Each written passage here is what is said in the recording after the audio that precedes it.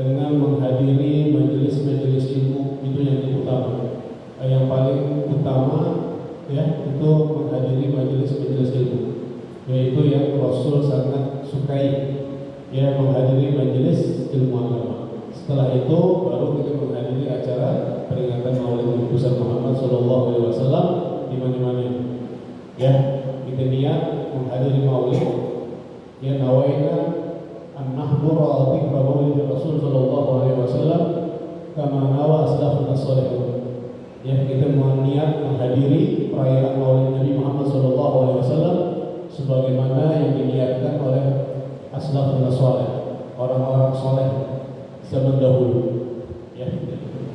Jadi kita menghadiri Maulid bukan cuma menghadiri Maulid itu, ada niat nawaina an-nahdura dzikra Maulid Rasul Sallallahu Alaihi Wasallam kama nawa aslafun as-salihun. Itu niatnya. Ya, jadi kita ada Maulid, ada bekasnya, ya ada asarnya, ada bekasnya. Ya, jadi ungkapkan rasa gembira kita dengan kelahiran baginda Rasul Sallallahu Alaihi Wasallam. Yang kalau kita kenal namanya Abu Lahab. Ya, Abu Lahab itu paman baginda Rasul Sallallahu Alaihi Wasallam. Abu Lahab nama aslinya itu Abdul Uzza. Ya, Abdul Uzza. Kemudian di kalangan orang-orang Quraisy, Abu Lahab dapat julukan Abdul Mu'addib. Abdul Mu'addib. Kemudian Allah namakan dia Abu Lahab. Ya, Abu Lahab. Ini paman Rasul Abu Lahab. Dia udah jelas-jelas manusia kafir, nggak percaya Rasulullah.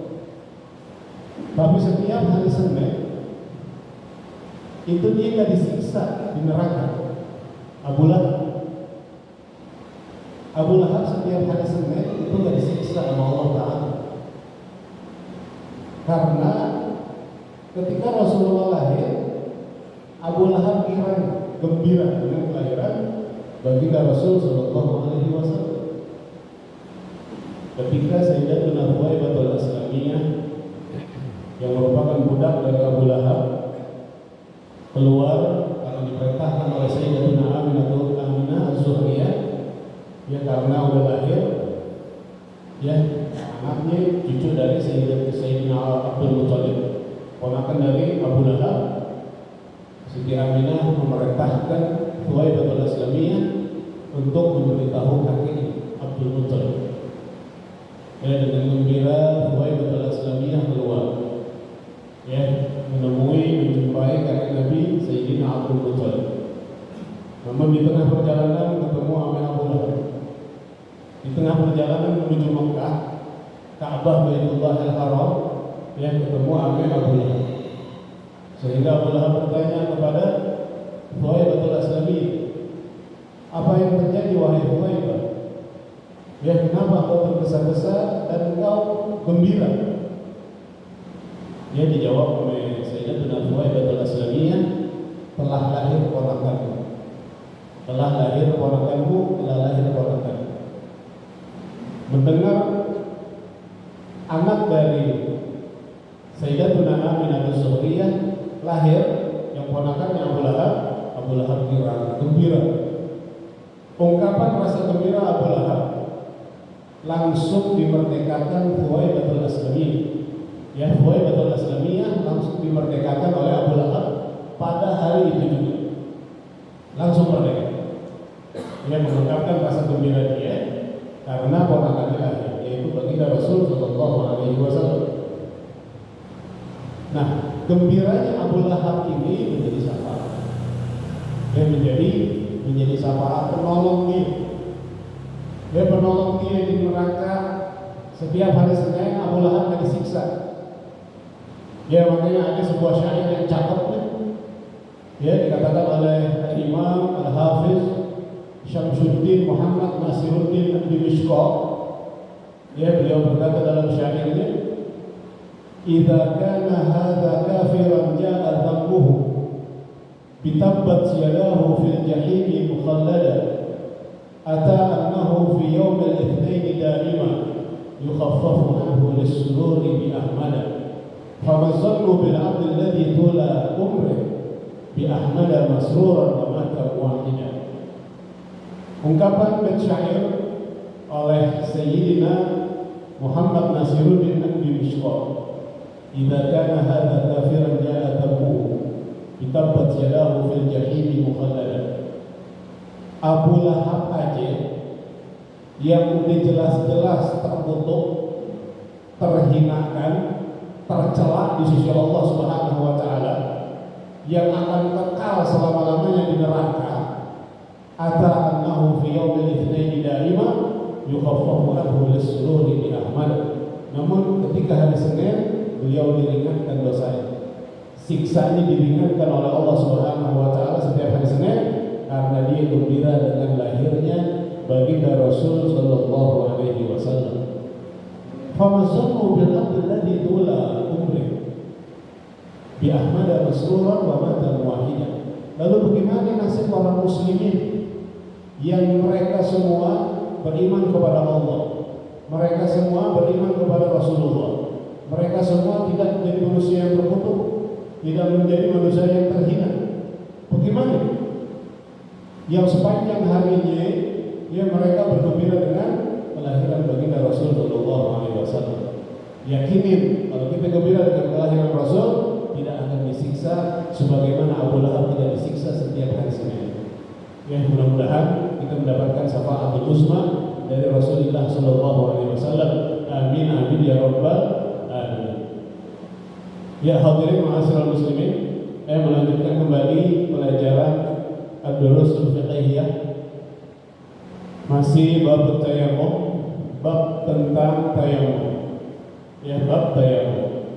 Walaupun kita tidak pernah ngerjain ini ilmu, ya sebagaimana yang Senin kemarin Anda sampaikan sebuah hadis Rasul, ya, man ta'allama baban minal ilmi ya'mal bih aw lam ya'mal bih khairun laka minad dunya wa ma fiha. Orang yang belajar satu ilmu, diamalin atau tidak diamalin, itu lebih baik dari dunia beserta isinya. Ya, ini jadi pelajaran tayammum. Mungkin ada yang belum pernah ngerjain, ya, belum pernah ngerjain atau mungkin pernah ngerjain juga. Masuk tentang syarat-syarat tayammum. Syarat-syarat tayammum.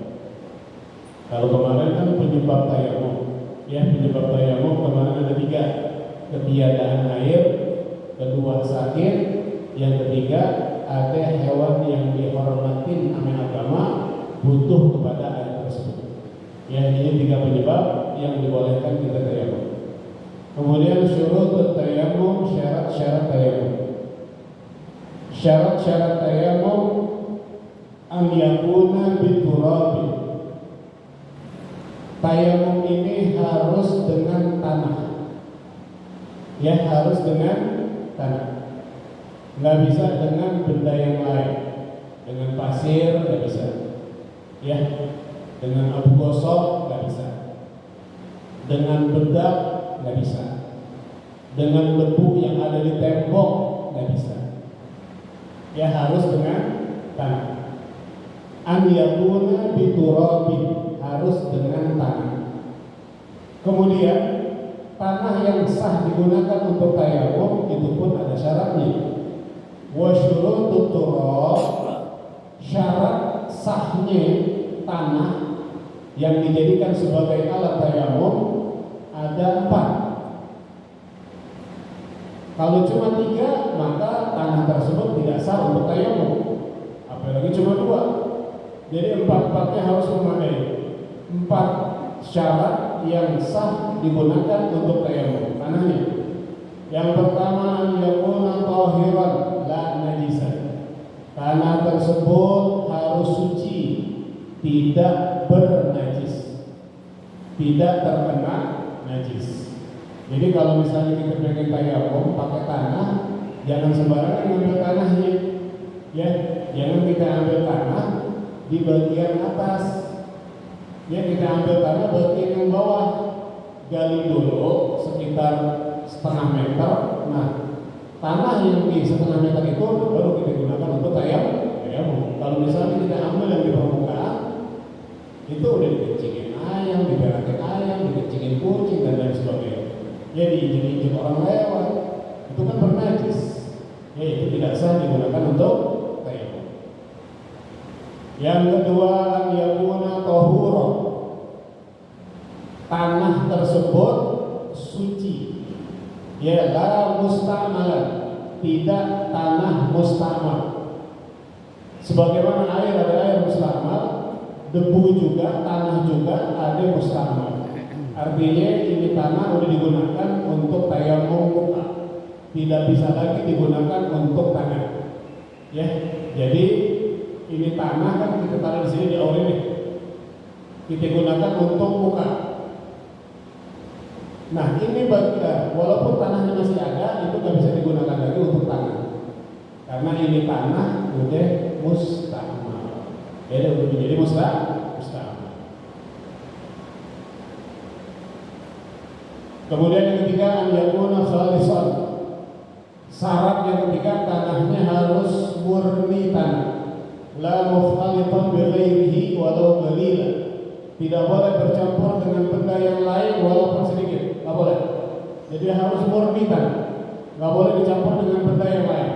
Bercampur dengan pasir, bercampur dengan benda, bercampur dengan abu gosok, enggak boleh. Enggak sah. Ya, tidak, kurang syarat. Ya, tanah itu kurang syarat. Yang terakhir, an yakuna lahu gubar. Ini tanah harus halus, ya sehalus bedak. Jadi ditumpuk dulu tuh tanah, habis ditumpuk diayak. Jadi kayak bedak aja. Ya, bagaimana kita tahu bahwa itu tanah udah jadi gubar?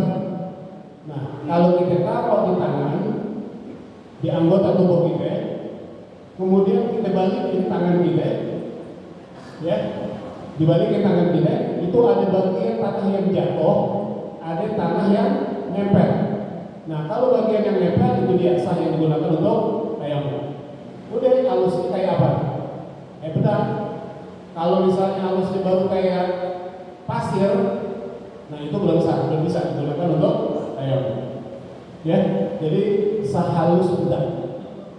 Dulu almarhum Ustaz Genan ngajarin bikin debu tayamum, ambil tanah, kemudian dijemur, habis dijemur ditumpuk, habis ditumpuk diayak, habis diayak digongseng, habis digongseng ditumpuk lagi, habis ditumpuk diayak lagi. Itu dia ayakan terakhir untuk tayamum. Udah jadi benar-benar halus kayak bedak. Ya, sekira-kira kalau ditaruh di badan kita ini, di anggota tubuh, kemudian dibalikin, itu nggak ada yang belauran tanah. Kalau kita pakai bedak, kan nggak ada yang jatuhan bedak. Jadi halusnya seperti itu. Ya, itu namanya an yakuna lahu gubarun. Ya harus berdebu. Bihaitsu yaltasaqu bil udwi. Ya sekira-kira udah nempel di anggota tubuh. Kemudian syarat yang kedua, an yaqsidahu ay yaqsidat turab litayammum. Syarat yang kedua, dia bermaksud memakai tanah untuk tayamum. Dia bertujuan memakai tanah, bukan tujuan yang lain. Tujuannya untuk tayamum aja. Ya, itu syarat yang nomor 2. Kalau misalnya dia pakai tanah di muka, di badan, di tangan untuk nutupin sesuatu yang di muka atau nutupin sesuatu yang ada di tangan, maka itu tidak sah, kurang syarat. Jadi syarat yang kedua, dia bermaksud dengan tanah tersebut untuk tayamum aja, ya bukan tujuan yang lain. Kemudian syarat yang ketiga, an yamsaha wajhahu wa yadayhi bidarbatain. Ya, bahwasanya mengusap wajahnya dan dua tangannya dengan dua tepukan. Ya, dengan dua tepukan. Jadi kalau kita mau tayamum, kita siapin dua wadah. Ya, dua wadah. Atau satu wadah apa apa? Ini satu wadah. Kemudian tangan kita aulin, ya, kita aulin biar rata.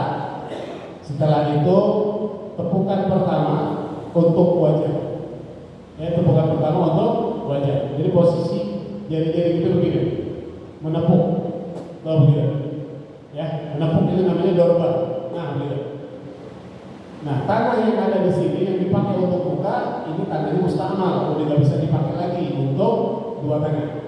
Jadi kalau misalnya kita cuma satu wadah, setelah bakal buka, ini dibuang dulu debu yang bekas buka, diawet lagi untuk debu yang bakal kedua tangan. Itu tayamum juga. Jadi 2 kali pukulan untuk 2 anggota tubuh, buka dan 2 telapak tangan.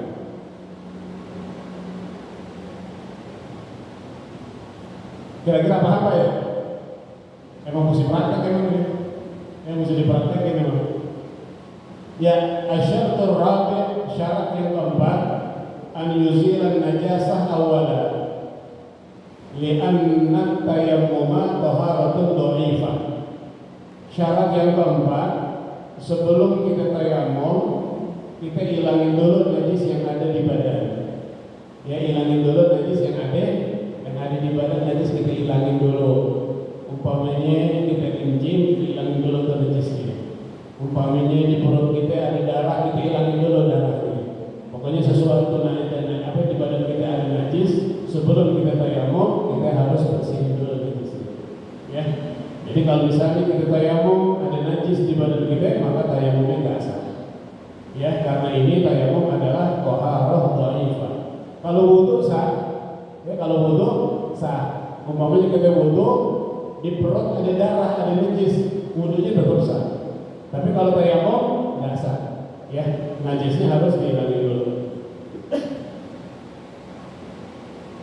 Kemudian syarat yang berikutnya an yakuna tayammumu ba'da dukhulil waqti. Ya, tayammum itu harus masuk waktu. Ya, kalau umpama kita tayammum untuk sembahyang zuhur, maka tungguin zuhur dulu. Udah masuk zuhur baru kita tayammum. Kalau kita tayammum jam 11 siang untuk sembahyang zuhur, tayammumnya enggak sah. Harus masuk waktu dulu. Ya. Ya, anna tayammuma taharatun darurah. Karena tayammum itu darurat. Ya, la darurata qabla dukhulil waqti. Tidak bisa dinamakan darurat sebelum masuk waktu.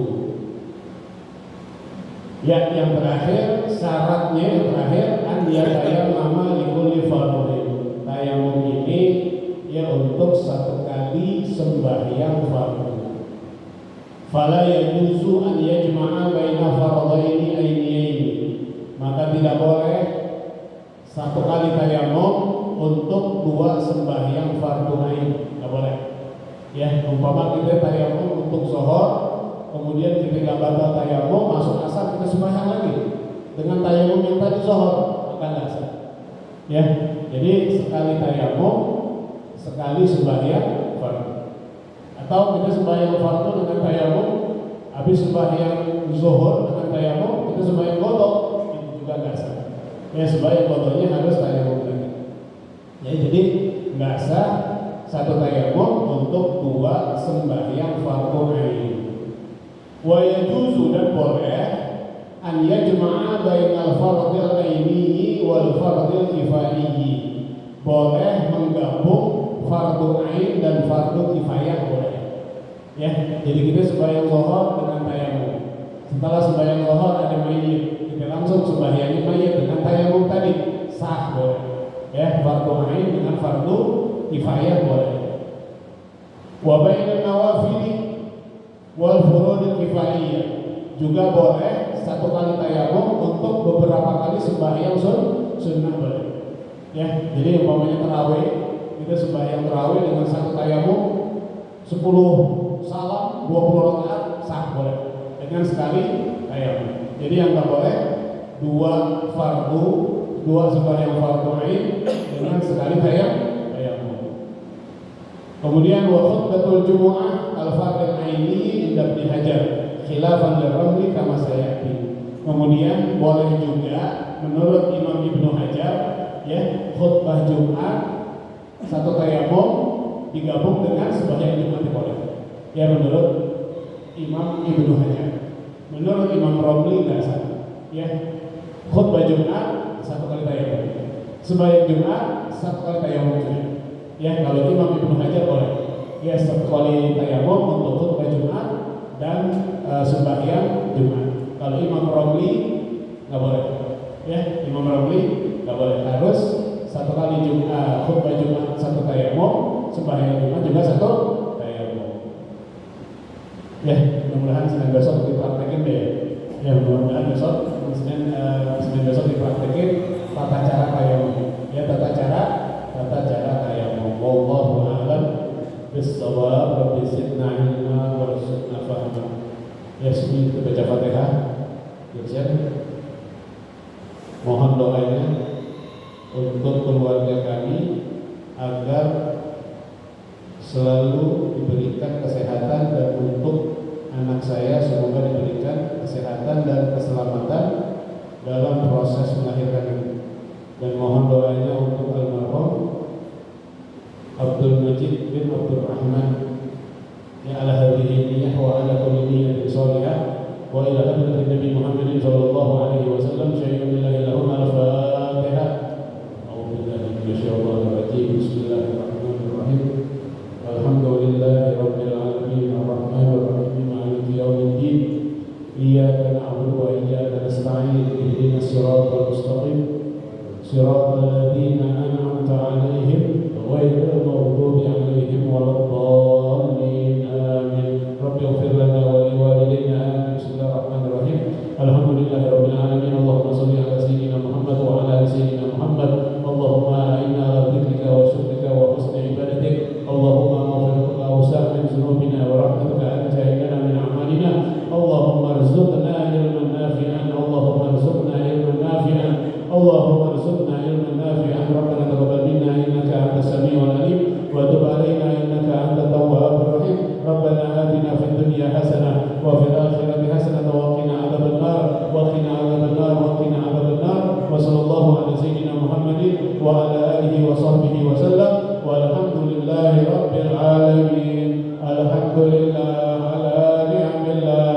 Alhamdulillah ala barakatillah. Alhamdulillahi hamdan yuwafi ni'amahu wa yukafi'u mazidah. Walhamdulillahi rabbil alamin. Ya Rasulullah ya Rafi'a syani wa daraji. Ya Rasulullah ya Rafi'a syani wa daraji. Ya Rasulullah salamun alaik. Ya Rafi'a syani wa daraji. Allahumma salli wa sallim